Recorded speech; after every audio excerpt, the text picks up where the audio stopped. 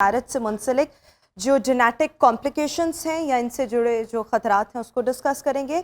आगे बढ़ते हुए डिस्कस करेंगे लाहौर का जौहर टाउन हॉकी स्टेडियम एलडीए की तवज्जो से ओझल है, कुर्सियां टूट फूट का शिकार हैं, पानी ना लगने के बायस करोड़ों रुपए का जो ऑस्ट्रोट्रॉफ है उसका ख़राब होने का भी खदशा है। इसको भी डिस्कस करेंगे।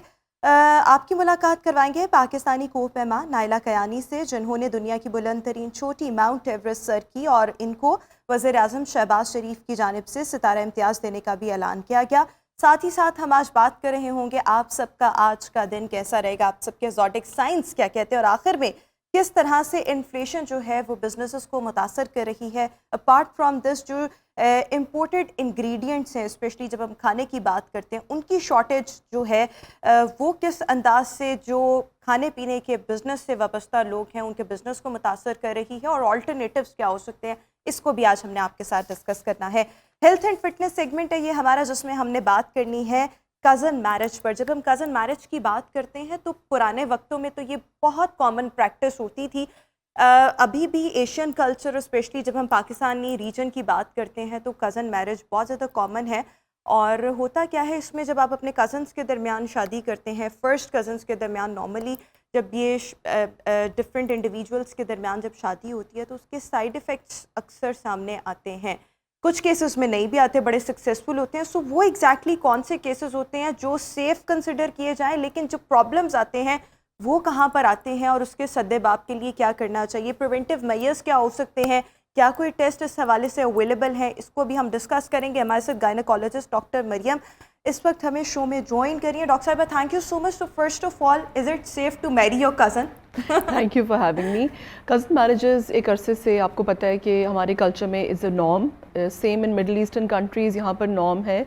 सेफ्टी की जो बात है, देखिए अब सबसे पेशेंट्स मुझे हमेशा ये कहते हैं कि देखिए मेरी कज़न की भी, तो जब उन्हें बताते हैं कि ये प्रॉब्लम इसलिए आया है बिकॉज आपकी कज़न मैरिज है, तो उनको एक स्टैंडर्ड जवाब होता है मेरे तो सारे ख़ानदान की कज़न मैरिजेस हैं, तो फिर मुझे क्यों प्रॉब्लम हुआ। So it's not about unsafety of cousin marriages, but कुछ कंडीशंस में अगर कोई ऐसी बीमारी है जो चली आ रही है दोनों कपल के मतलब पेरेंट्स में या ग्रैंड पेरेंट्स में या रिलेटिव्स में वो जीन आ गई है, शायद वो उन दोनों को तो कुछ नहीं करेगी, लेकिन जब वो कंबाइन होगी जिसमें शादी ऑब्वियसली होगी तो उसमें बच्चे जो हैं वो इफेक्ट होना शुरू हो जाते हैं। So it's not like it's totally safe to be put it honestly. लेकिन अभी आप जिस तरह से कह रहे थे कि कुछ जिस तरह कपल्स आपके पास आते हैं और वो आपको एग्जांपल्स दे रहे होते हैं कि फलाने की उनको कुछ नहीं हुआ। सो नॉर्मली जो पेशेंट्स या जो कपल्स आपके पास आते हैं, क्या कॉम्प्लिकेशंस क्या होते हैं? कॉम्प्लिकेशंस बहुत सारी होती हैं, जिसमें सबसे कॉमन जो है पाकिस्तान के पर्सपेक्टिव से वो थैलेसीमिया है। बिकॉज थैलेसीमिया स्क्रीनिंग मतलब प्रेगनेंसी से पहले या शादी से पहले की जा सकती है, और कुछ कंट्रीज़ में ये मैंडेटरी हो गया है कि before marriage specially if they're cousins they have to get thalassemia screening done. तो वो अगर नहीं हो तो थैलेसीमिया बच्चों में आना कॉमन हो जाता है। उसके अलावा बहुत सारे और प्रॉब्लम्स, जैसे प्रेगनेंसी में मल्टीपल मिसकैरेजेस वाले पेशेंट्स के जैसे 18 आम जुबान में लोग कहना शुरू हो जाते हैं बट रीज़न कज़न मैरिज होता है, या एक बीमारी जैसे स्टिल बर्थ, बेबी एकदम से जो है टर्म के ऊपर यानी कि 9 महीने पे बेबी के पेट में ही डेथ हो जाना, या कई दफ़ा कंसीव करने में भी लोगों को प्रॉब्लम्स होते हैं बिकॉज कज़न मैरिज होती है। उसके अलावा बहुत से जेनेटिक डिसऑर्डर्स हैं जिसमें बच्चों की हेयरिंग इफेक्ट हो जाती है, बच्चों का विजन इफेक्ट हो जाता है। आपने सुना का बच्चा बिल्कुल ठीक पैदा होता है, 3-4 महीने पर बीमार होना शुरू होता है और 4th-5th मंथ में उसकी जाके डेथ हो जाती है। जिनमें पेट के मसले होते हैं, बच्चों को मसल्स की वीकनेस होती है कि बच्चा बिल्कुल ठीक ठाक था। अक्सर सुनते हैं पेशेंट्स कहते हैं कि बेबी बिल्कुल नॉर्मल था, लेकिन जब स्कूल जाना शुरू हुआ आहिस्ता आहिस्ता उसकी मसल वीकनेस शुरू हो गई और बेबी की इवेंचुअली डेथ हो गई। तो these issues are very common, especially it's not only cousin marriage, but it's also very common in Asian population।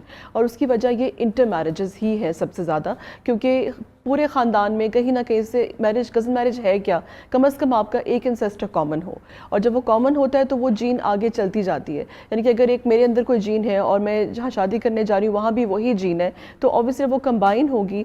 तो एक कंडीशन है ऑटोसोमल रिसेसिव डिसऑर्डर्स, तो वो कपल को तो कुछ नहीं कहती है, लेकिन जब बच्चों में कंबाइन होती है तो 4 में से 1 बच्चा इफेक्ट होता है, जिसकी वजह से ऑब्वियसली नॉर्मेलिटीज़ होती हैं। अच्छा, अक्सर ऐसे होता है कि जिस तरह से ये कहा जाता है कि यानी अगर खाला है और दूसरे खाला के बच्चे से शादी हो गई, दैट्स वेरी नॉर्मल, या कोई भी ऐसा पहली दफ़ा में अगर कज़न मैरिज हो रही है तो वो ठीक है। लेकिन अगर ये नस्ल दर नस्ल ये प्रैक्टिस कॉमन है, या जिस तरह हमारे यहाँ पर और स्पेशली अभी भी अगर हम बैकवर्ड एरियाज़ में देखें तो एक जनरेशन में वो जी, वट्टे सट्टे बिल्कुल, वाला कॉन्सेप्ट होता है, वो बिल्कुल। हुआ, आगे से उनके बच्चों का भी वट्टा सट्टा हुआ, और फिर ये जो चीज़ चलती जाती है, तो कहीं ना कहीं जाके ये जो वट्टे सट्टे वाला है, या बार बार कजन मैरिज का होना, एक जनरेशन, दूसरी जनरेशन, तीसरी जनरेशन, तब बिल्कुल। जाके ये प्रॉब्लम्स आते हैं। बिल्कुल। शायद पहली दफ़ा जो कोई शादी कर रहा है कजन मैरिज, वो तब इतनी चीज़ें कॉमन नहीं होती। Not necessarily, obviously multiple cousin marriages, basically first cousins में तो ये फर्स्ट टाइम भी सामने आ सकती हैं। ज़रूरी नहीं कि अगर हर जनरेशन में हो रही है तब, इवन अगर पहली दफ़ा कपल की शादी हो रही है और वो फर्स्ट कजन्स हैं तो ऑब्वियसली उनमें ये कॉमन है। अगर मैं आपको समझा पाऊँ तो नॉर्मली किसी भी कपल के लिए जो चांसेस हैं जेनेटिक अबनॉर्मैलिटीज़ की किसी भी पॉपुलेशन में, वो 2 to 3% हैं। कज़न मैरिज से ये 5% पे चले जाते हैं, तो अगर मैं आसान ज़ुबान में कहूँ तो डबल हो जाते हैं। तो इट्स अबाउट, आप एक सोचें, एक रिस्क जो सिर्फ 2% था उसको आप डबल कर रहे हैं by doing a cousin marriage. बिल्कुल ठीक हो गया, सो ये 5% तक इंक्रीज हो जाते हैं। बिल्कुल। अच्छा, इसके साथ साथ यहाँ पर थोड़ा सा ये भी एक्सप्लेन करते हैं कि वो कौन कौन से कॉमन इश्यूज हैं, जिस तरह से आपने कहा हेयरिंग का ख़राब हो जाना जैसे जैसे बच्चा ग्रो करता है, या स्टिल बर्थ्स होना, इसके अलावा कौन कौन से प्रॉब्लम्स हैं जो कज़न मैरिजेस के बाद देखने में आते हैं? वो सबसे कॉमन जो है वो रिकरेंट मिसकैरेजेस हैं कि प्रेगनेंसी पहले तो हो ही नहीं पा रही होती है, या अगर हो जाती है तो मिसकैरेज होता है। मिसकैरेज की कॉमनेस वजह के जेनेटिक प्रॉब्लम्स है, और जैसे हमने पहले डिस्कस किया कि अगर दोनों जीन्स कंबाइन हो रही हैं तो वो कपल के बच्चों में वो प्रॉब्लम्स आ रहे हैं, इस वजह से प्रेगनेंसी कंटिन्यू ही नहीं होती। इसी तरह वक्त से पहले डिलीवरीज होना, या स्टिल बर्थ की बेबी की हार्ट बीट चली जाए, अब बेबी डिलीवर हो गया, उसमें कई दफ़ा वो जो 1 साल में बेबी की डेथ का जो है इंसिडेंस वो बहुत ज़्यादा होता है कज़न मैरिजेस में बिकॉज ऑफ जेनेटिक डिसऑर्डर्स।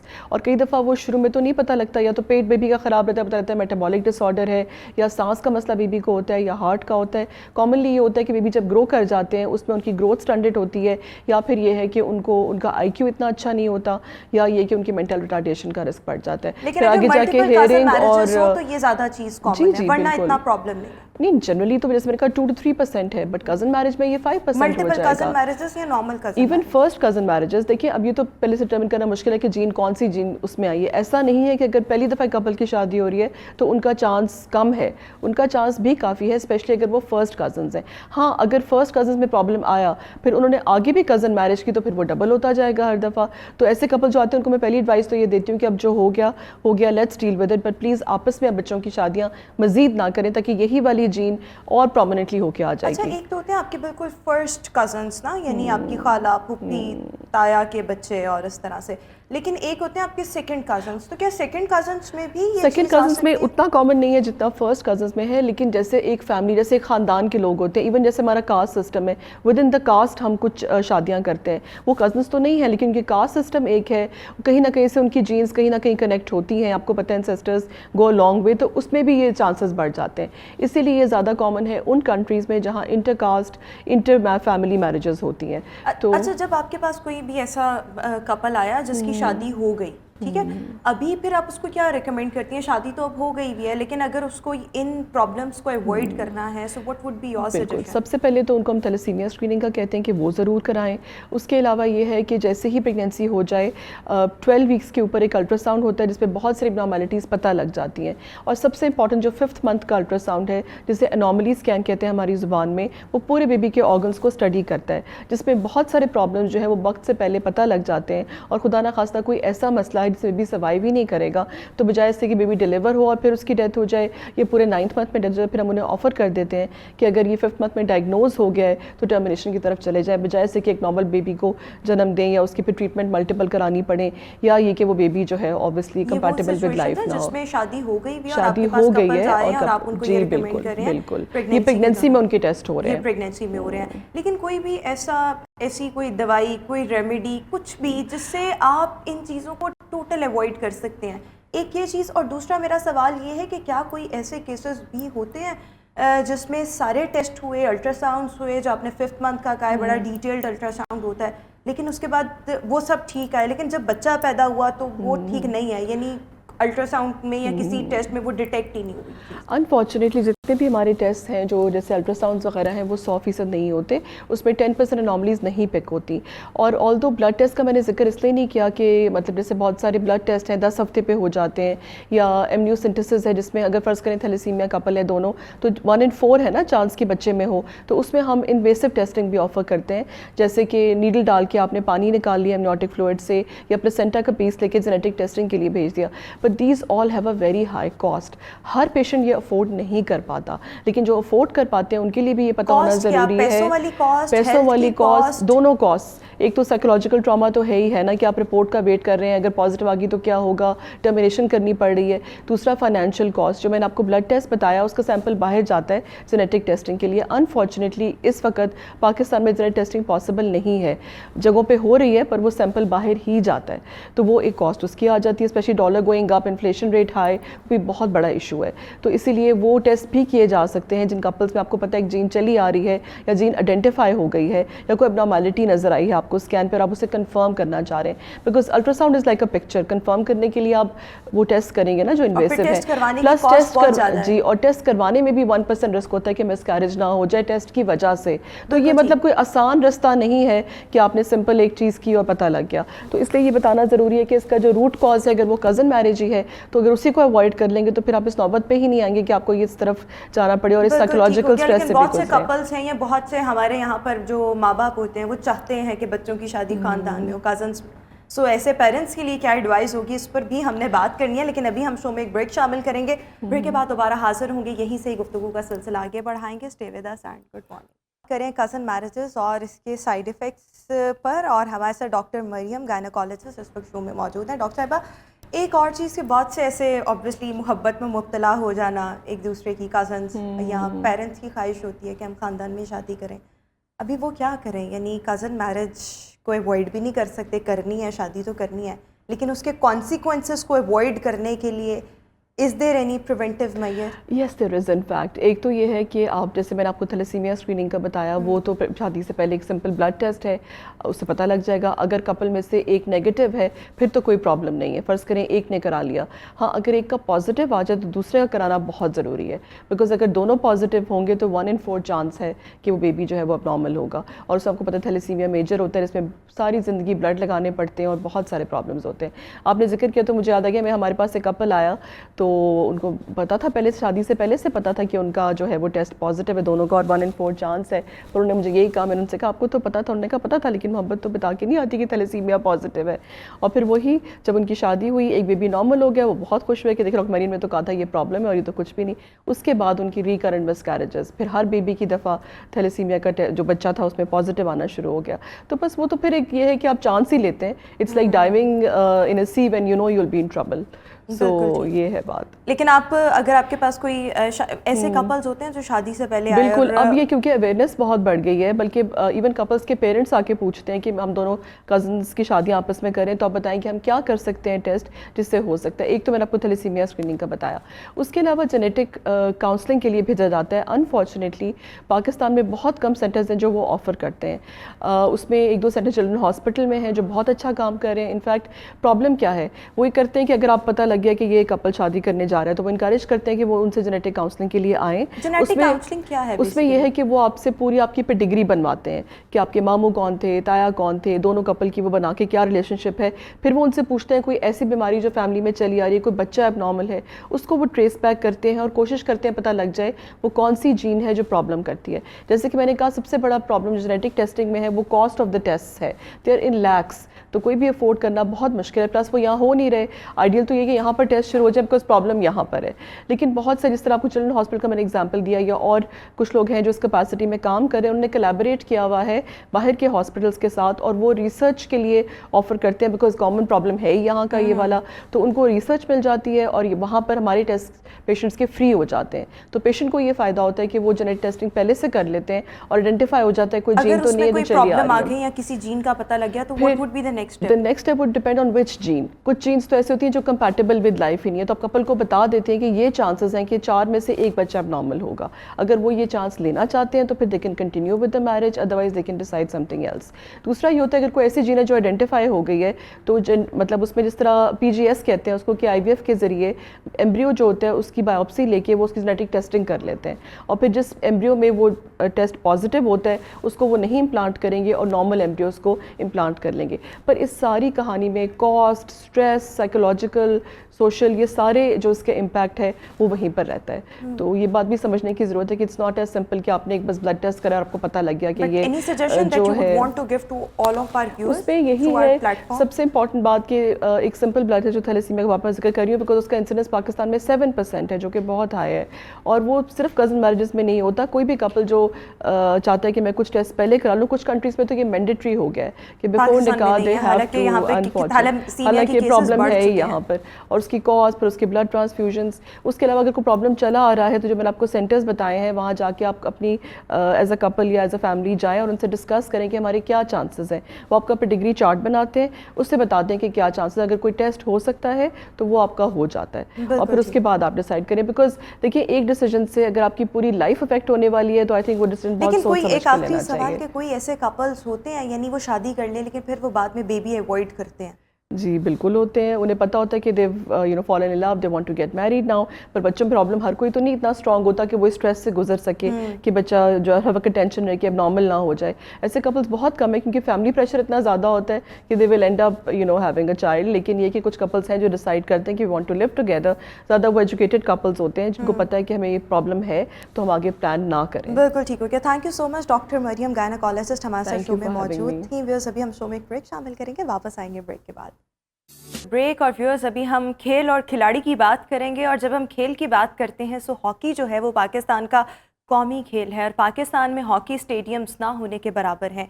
लेकिन जो ऑलरेडी मौजूद हैं उनकी तवज्जो के लिए या उनको लुक आफ्टर प्रॉपर अंदाज में नहीं किया जा रहा। ऐसा ही एक हॉकी स्टेडियम है लाहौर के इलाके जौहर टाउन में, जो कि अच्छी खासी लागत से इसका आगाज़ हुआ, लेकिन अब जो है वो हुकूमती अदम तौजही के बाइस ये जो है वो खस्ता हाली का शिकार है। यहाँ पर बिजली का कनेक्शन वो मुनक़ता है, ऑस्ट्रोट्रॉफ जो है वो ख़राब हो रही है क्योंकि यहाँ पर पानी जो है वो प्रॉपर अंदाज में नहीं दिया जाता। इसके अलावा जितनी भी कुर्सियाँ हैं वो टूट फूट का शिकार हैं। सो मामला है क्या और क्यों इस पर इतनी तवज्जो नहीं दी जा रही, इस पर हमने बात करनी है। हमारे साथ हमारे correspondent, sports correspondent Arsalan Javed इस वक्त शो का हिस्सा हैं। Thank you so much Arsalan. Arsalan, क्या वजह है, हॉकी हमारा कौमी खेल है, जो हमारे पास हॉकी स्टेडियम्स हैं वो भी ना होने के बराबर हैं, लेकिन जो ऑलरेडी मौजूद है उनको ठीक अंदाज में लुक आफ्टर नहीं किया जा रहा? अच्छा, मुझे लगता है कि ये सिर्फ किताबों की हद तक रह जाएगा कौमी खेल, बाकी तो हमने जो उसके साथ हाल कर दी है, लग नहीं रहा कि इसको हम कभी रिवाइव कर सकेंगे। देखें, आपने जलसे के लिए जो है आपने नेशनल स्टेडियम, जो दुनिया का सबसे बड़ा स्टेडियम है, उसकी आस्ट्रोटर्फ जो है उखाड़ के रख दी कि जी नहीं लगेगी, और अभी तक वो मुकम्मल नहीं हो सकी। उसके बाद रहती है एक ऑप्शन रह जाती थी ये वाली कि जहाँ पे आस्ट्रोटर्फ के ऊपर जो है वो खिलाड़ी खेल सकते थे, प्रैक्टिस कर सकते थे।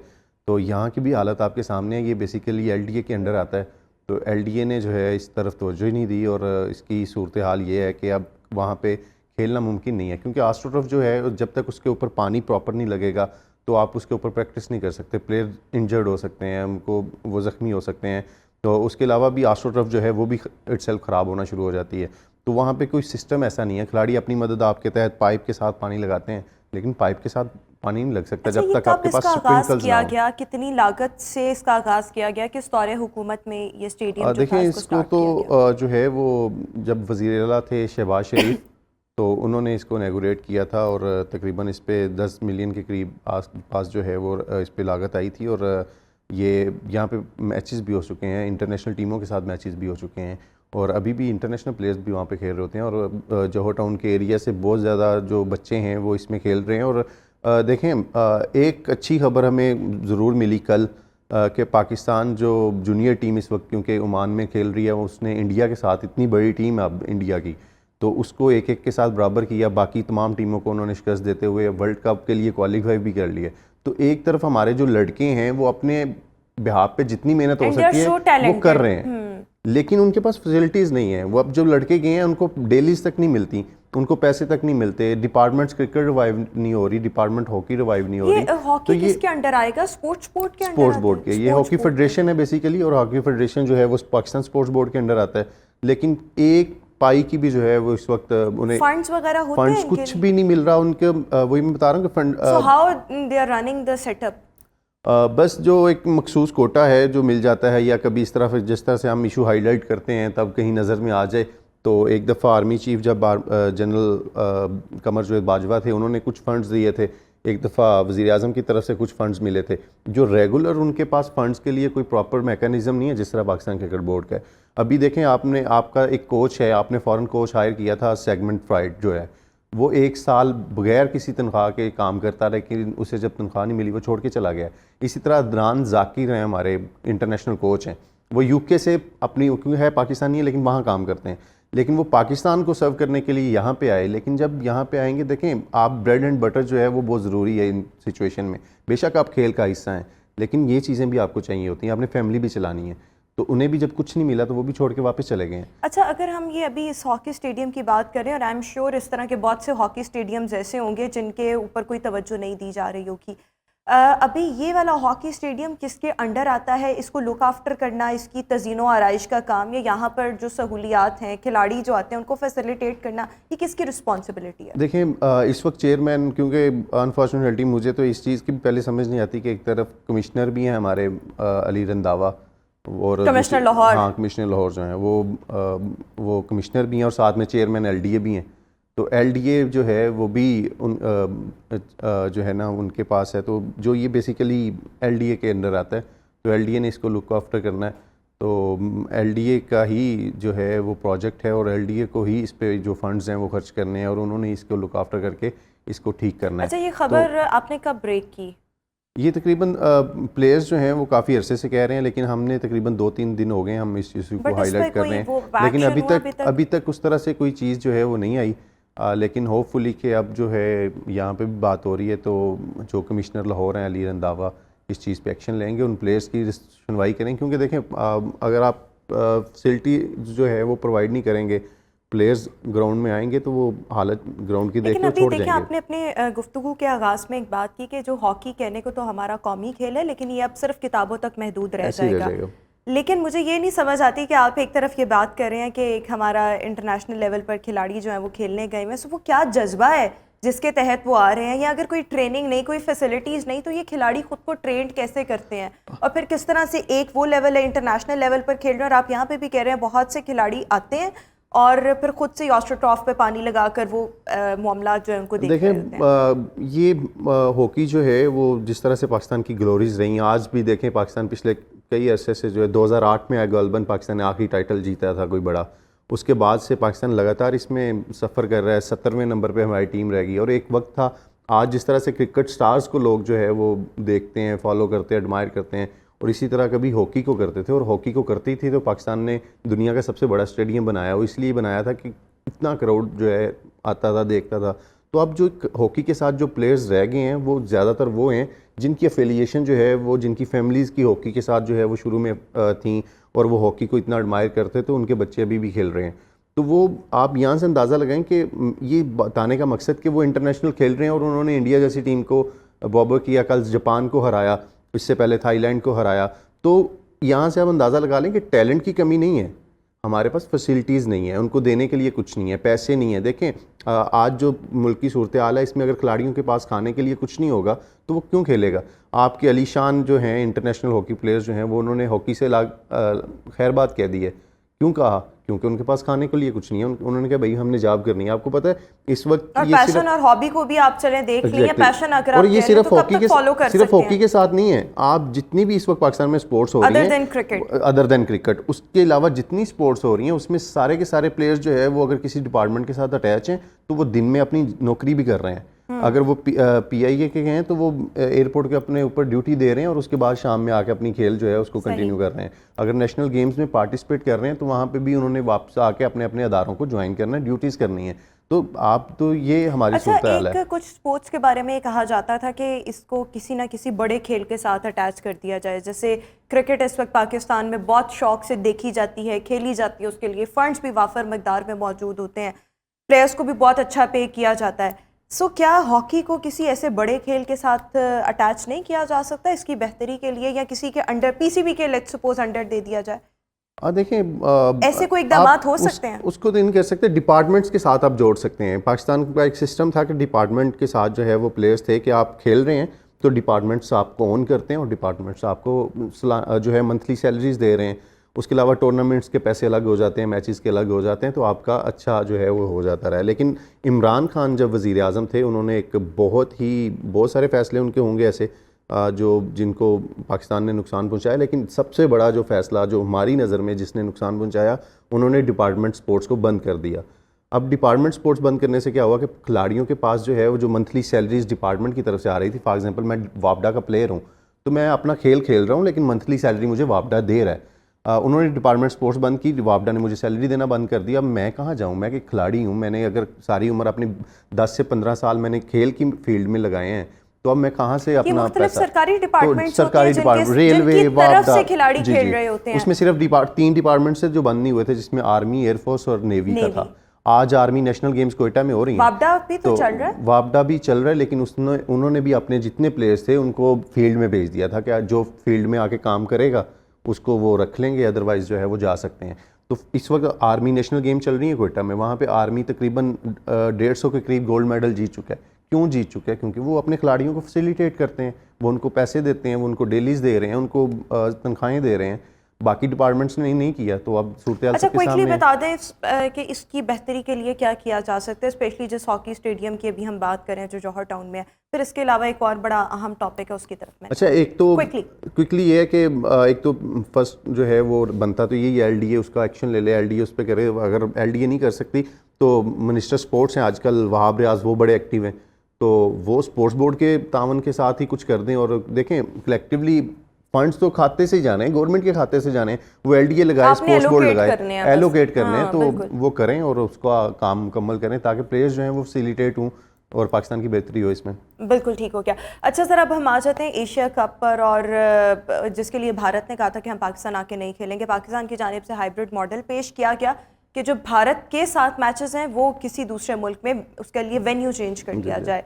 सो उस हवाले से क्या अपडेट है, क्योंकि कोई पेशरफ्त तो ऐसा हो नहीं सकी। फिर आईसीसी का जो वफ्द है वो भी इस वक्त पाकिस्तान में मौजूद है, सो वो क्या गुफ्तशनी चल रही है, थोड़ी से ये मामलात भी हमारे व्यूअर्स के लिए अच्छा देखें, इसमें रोमा ये है कि पाकिस्तान अपने स्टांस पे कायम है अभी तक, और अगर एशिया कप होगा तो हमारी मेज़बानी में होगा, जिस तरह से हम चाहेंगे वैसा होगा।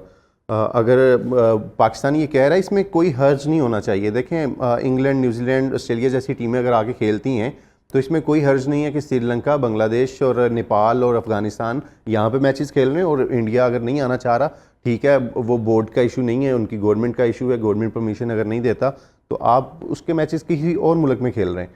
तो अगर वो इस चीज़ को भी तस्लीम नहीं कर रहे, सिर्फ उनका मकसद ये है कि हम पाकिस्तान को डैमेज करें, पाकिस्तान की इमेज को डैमेज करें, पाकिस्तान की क्रिकेट को डैमेज करें। देखें, पाकिस्तान की क्रिकेट उस वक्त भी डैमेज नहीं हुई थी जब 2009 में आप यहाँ पे जो भी हुआ श्रीलंका के साथ, पाकिस्तान ने उसके बाद 3 टेस्ट में नंबर 1 हुआ, पाकिस्तान ने T20 का टाइटल जीता, पाकिस्तान ने चैंपियंस ट्रॉफी जीती, तो पाकिस्तान की क्रिकेट तो चलती रही। तो इन हरकतों से जो है वो खुद को अपने आप को एक्सपोज करते हैं। तो अब सीन ये है कि एशिया, वो चाह रहे हैं कि एशिया कप किसी तरह ना हो, ताकि पाकिस्तान की क्रिकेट को नुकसान पहुंचेगा, पाकिस्तान की इमेज को नुकसान पहुंचेगा, तो उससे जो है उनको भी फ़ायदा होगा, और उसके बाद जो है जो हमें प्रॉफिट मिलना है इतना बड़ा आईसीसी एशिया कप से, वो भी हमें ना मिले।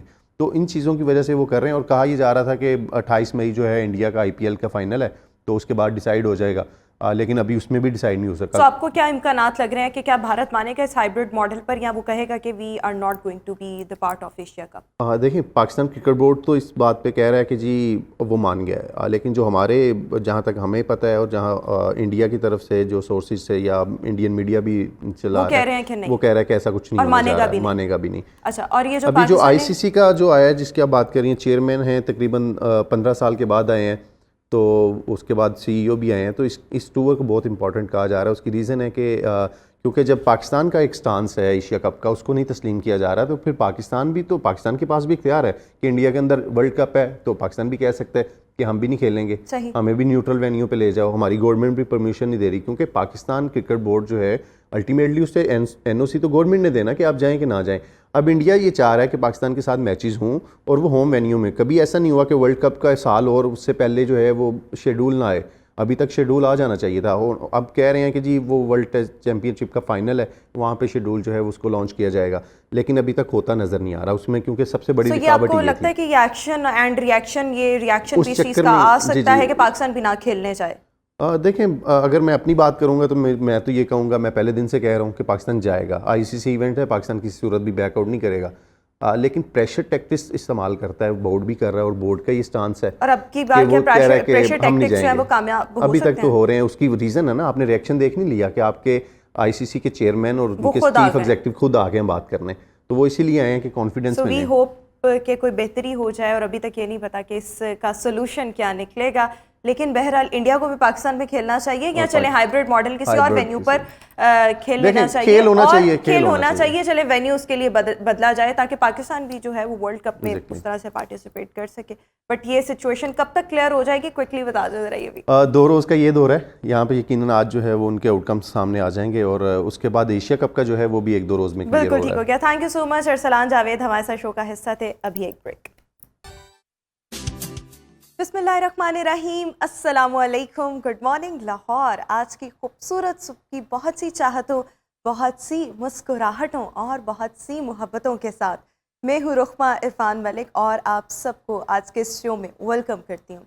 ज़िंदगी में जब हम दूसरों के लिए आसानियाँ पैदा करना शुरू करते हैं, या हम दूसरों के लिए रोशनी का ज़रिया बन रहे होते हैं, तो ऑटोमेटिकली हमारा अपना जो रास्ता है, हमारी जो अपनी सिचुएशन है, हमारे जो सर्कमस्टांसेस हैं, उनमें भी बहुत सी आसानी पैदा होती चली जाती है। और डेफिनेटली जब हम दूसरों के लिए रोशनी का बाइस बन रहे होते हैं, सो हमारे अपने मामलात भी आसान होते हैं, और हमें भी नेचुरली एक जो रोशनी है वो मुयस्सर आना शुरू हो जाती है। सो इस बात से अहज़ ये करना है कि दूसरों के लिए ज़्यादा से ज़्यादा आसानी पैदा करें, दूसरों के लिए एक रोशनी का ज़रिया बने, ताकि आपके अपने मामलात जो हैं, मामलात ज़िंदगी जो हैं, उनमें भी आसानियाँ पैदा होती चले। वक्ती तौर पे हमें फ़ील नहीं हो रहा होता, लेकिन जब वो वक्त गुजरता है, हमने किसी की हेल्प की होती है, कुछ अर्से बाद हमारे किसी मामले में अचानक से कोई आसानी पैदा हो जाती है, और हम सोचते हैं कि हमने क्या ऐसी नेकी की थी जिसकी वजह से हमारा अपना मामला आसान हो गया। तो यही होता है इसका कि जब हमने दूसरों के लिए अच्छा काम किया हो, या अच्छी सोच रखी हो,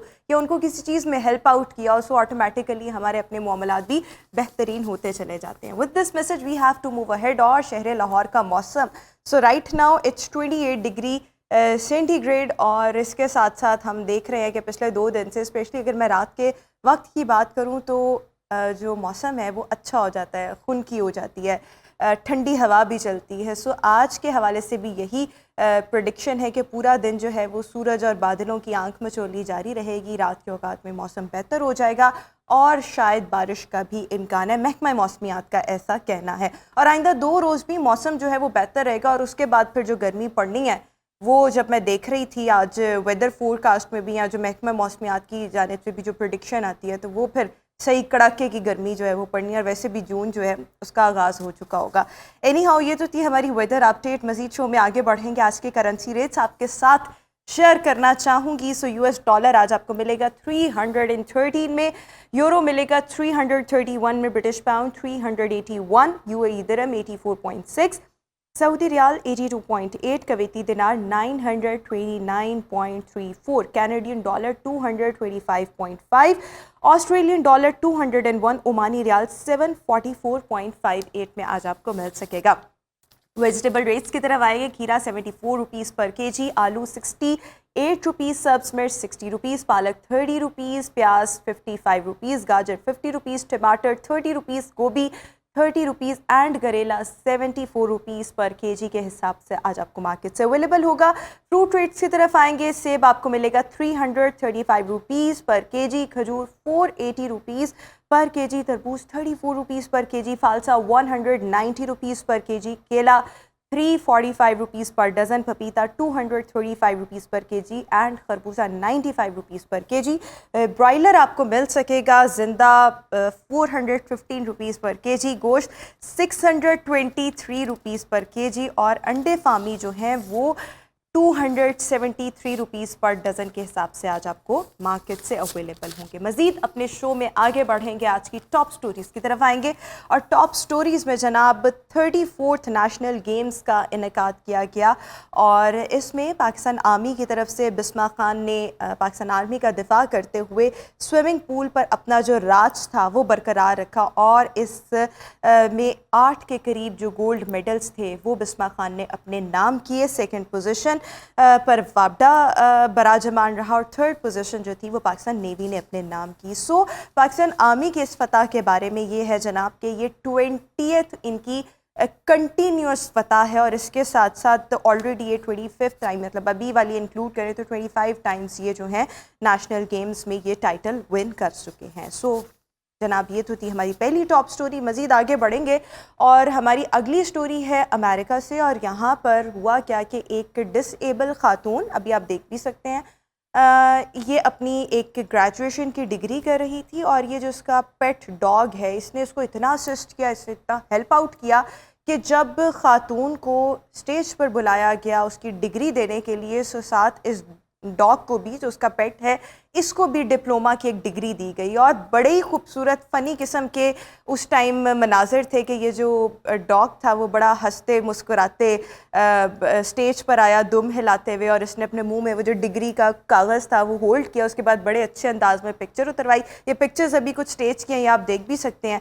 सो सब लोग जो थे ना वो इसको बड़ा ही पसंद कर रहे थे कि ये कैसा डॉग है जिसको पता है कि अपनी तस्वीर जो है वो किस तरह से उतरवानी है और उसने अपनी जो डिग्री है वो किस अंदाज में होल्ड की है। सो हमारे पास ये सेकंड स्टोरी थी। मज़ीद अपने शो में आगे बढ़ेंगे और आखिरी स्टोरी हमारे पास है रोमानिया के एनवायरमेंटल वॉलंटियर्स ने प्लास्टिक की तकरीबन 5 लाख के करीब बॉटल्स हैं उनको बड़े अच्छे अंदाज में रिसाइकल किया और दुनिया की सबसे बड़ी टी शर्ट तैयार की है। अभी आप पिक्चर्स में भी देख सकते हैं जो टी शर्ट तैयार की गई है इसमें रोमानिया के झंडे के कलर्स का भी इस्तेमाल किया गया है और जितनी भी प्लास्टिक का जितना भी वेस्ट था और बॉटल्स थी उनको यूटिलाइज़ करते हुए, उनको रिसाइकल करते हुए ये टी शर्ट दुनिया की सबसे बड़ी इसको तैयार किया गया है। सो ये तो थी हमारी आज की टॉप स्टोरीज। अभी हम शो में एक ब्रेक शामिल करेंगे, वापस आएंगे ब्रेक के बाद। Stay with us and good morning.